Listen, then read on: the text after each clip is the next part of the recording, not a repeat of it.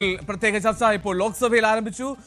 രാജ്നാഥ് സിംഗ് പ്രതിരോധ മന്ത്രി സംസാരിക്കുകയാണ്. തത്സമയം भारतीय डीजीएमओ ने हॉटलाइन संदेश के माध्यम से पाकिस्तान के डीजीएमओ यानी डायरेक्टर जनरल मिलिट्री ऑपरेशन से संपर्क किया और टेरर इंफ्रास्ट्रक्चर के खिलाफ हमारे हमले के रेशनल और मेथोडोलॉजी के बारे में पूरी जानकारी दी और यह तथ्य भी बताया ये हमले स्केलेटरी नेचर वाले नहीं थे, माने इसको हम आगे नहीं बढ़ाना चाहते।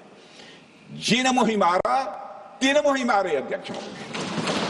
जिस प्रकार प्रभु हनुमान ने लंका में अपनी रणनीति बनाई थी उसी प्रकार हमने भी उन्हीं को निशाना बनाया जिन्होंने हमें नुकसान पहुंचाया था। हालांकि पाकिस्तान ने इस रेशनल को समझने से इनकार कर दिया और अगले कुछ दिनों तक सिविलियन और सैन्य ठिकानों पर गोलीबारी करके बड़े पैमाने पर सीज फायर वायलेशन करके स्थिति को एस्केलेट करने की उसने कोशिश की। अध्यक्ष महोदय, 7-8 मई 2025 की रात को क्लियरली आइडेंटिफाइड आतंकवाद संबंधी ठिकानों पर हमारे सफल ऑपरेशन के बाद, सफल हमले के बाद पाकिस्तान ने स्थिति को एस्केलेट कर दिया और अनमैन्ड एरियल सिस्टम और अन्य साधनों का उपयोग करके भारतीय वायुसेना के बेसेस, भारतीय वायुसेना के सेंसर्स और सेना के फॉर्मेशन हेडक्वार्टर से लेकर ब्रिगेडों तक पर भी उसने हमला कर दिया। हालांकि हमारी इंटीग्रेटेड एयर डिफेंस ग्रिड और काउंटर यूएस ग्रिड ने इन हमलों को सफलतापूर्वक विफल कर दिया। अध्यक्ष महोदय, यस-400 यमारसैन आकाश मिसाइल सिस्टम और एयर डिफेंस गन्स बहुत प्रभावी साबित हुई हैं। अध्यक्ष महोदय, इस एस्केलेशन पर हमारा जवाबी हमला स्विफ्ट, प्रोपोर्शनेट और नवातुला था। अध्यक्ष महोदय, जिसमें 8 मई 2025 को केवल चुनिंदा पाकिस्तानी एयर डिफेंस सिस्टम और सेंसर नेटवर्क को प्रिसीजन गाइडेड मिशन द्वारा म्यूनिशंस द्वारा जो है टारगेट किया गया।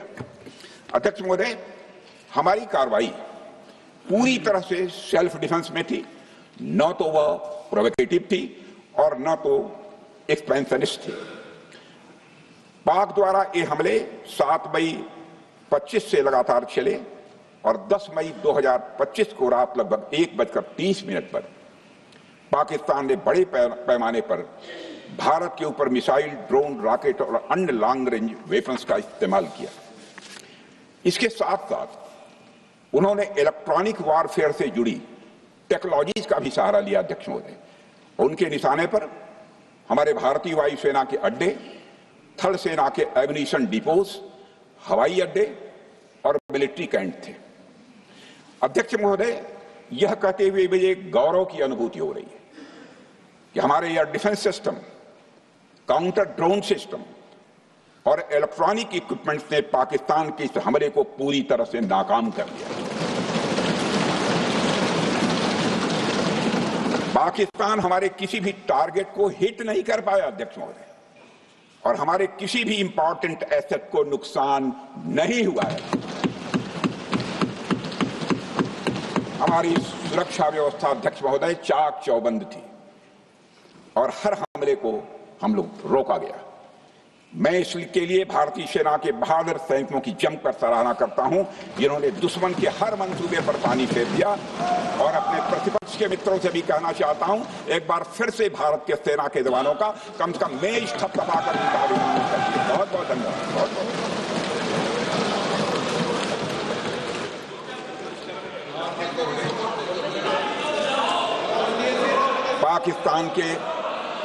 पाकिस्तान के इस हमले के जवाब में हमारी कार्रवाई साहसिक थी, ठोस थी और प्रभावी थी। भारतीय वायुसेना ने वेस्टर्न फ्रंट पर पाकिस्तान के हवाई अड्डों, command and control systems, military infrastructures और एयर डिफेंस सिस्टम को निशाना बनाया और इस मिशन को हमारी सेनाओं ने सफलतापूर्वक अंजाम देने में कामयाबी हासिल की।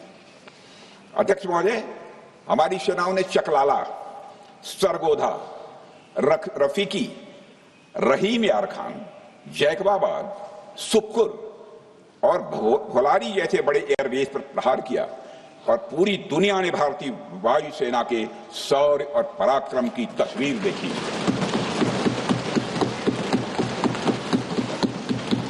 अध्यक्ष महोदय, ऑपरेशन सिंदूर ट्राई सर्विसेज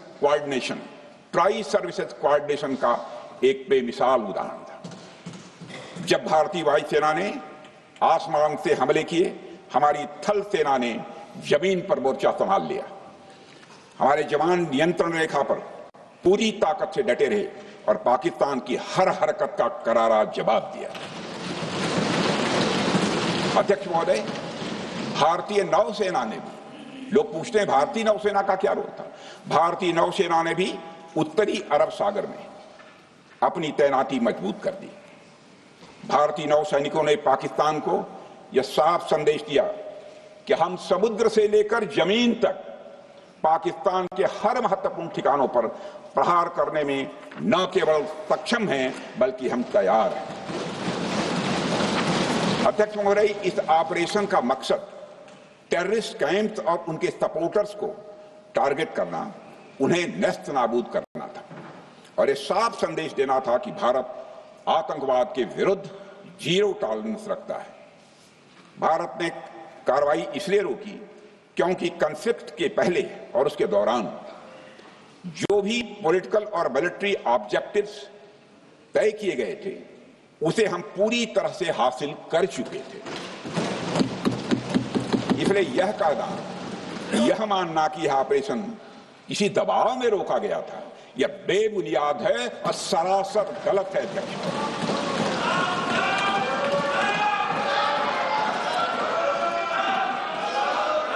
मैं सदन को फिर से आश्वस्त करना चाहता हूं, अपने राजनीतिक जीवन में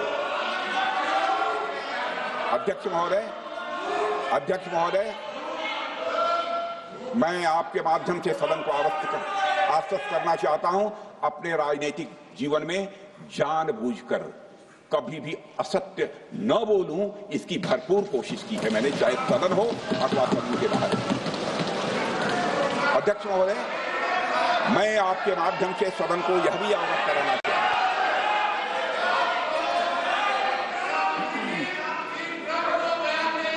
हूं, प्लीज बैठिए। आप क्यों खड़े? अध्यक्ष महोदय, मैं आपके माध्यम से सदन को यह भी अवगत कराना चाहूंगा कि सीमा पार करना या वहां की टेरिटरी कैप्चर करना इस ऑपरेशन का उद्देश्य नहीं था।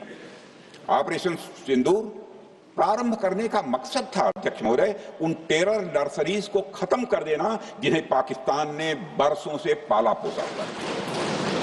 और यह ऑपरेशन उन मासूम परिवारों को न्याय दिलाने के लिए लॉन्च किया गया था जिन्होंने पाक स्पॉन्सर्ड टेररिस्ट अटैक्स में अपने प्रियजनों को खोया था।